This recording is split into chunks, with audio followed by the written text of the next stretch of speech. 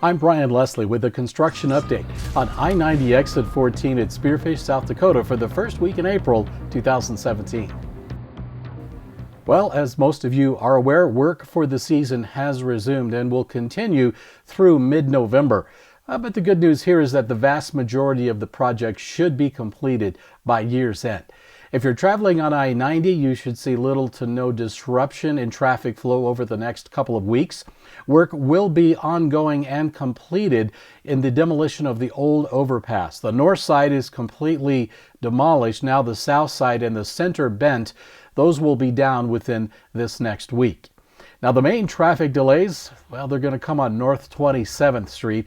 This is really going to be the main hub of activity for the next few weeks. Traffic, as it is now, has been diverted to the two lanes on the eastern side of the street, and the lanes on the west half have been removed, and grading for the new lanes will begin once all the utility and underground work is complete. There's a temporary crossover in place at Platinum Drive if you're headed toward, say, Applebee's, Holiday Inn, AutoZone, or Culver, so do take it slow there.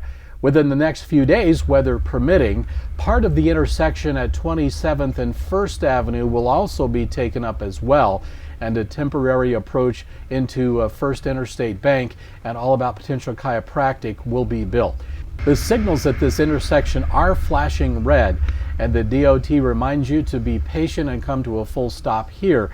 Since there is no right turn lane for those headed towards Wal-Mart, it's important to pay attention for drivers who are headed straight through the intersection and not turning right. Looking ahead, the new half of North 27th should be ready by the end of June.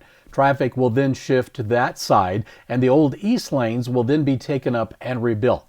With all the shops and stores in this area, it's one of the more heavily trafficked areas of Spearfish. There's really no other way to say it. Just settle in and be patient this spring and summer as construction progresses. But the new street will be wider and much nicer than the old one when it's done. Well, elsewhere, approach slabs on the new bridge have been poured. New traffic signals are going up at Colorado Boulevard and South 27th, but those won't be operational until well into the summer. Also, work crews are monitoring the temporary road surface coming off the north side of the new bridge here. It's been subject to a bit of washboarding and potholes, but it should be stabilizing as they add more millings and as traffic continues to compact the surface.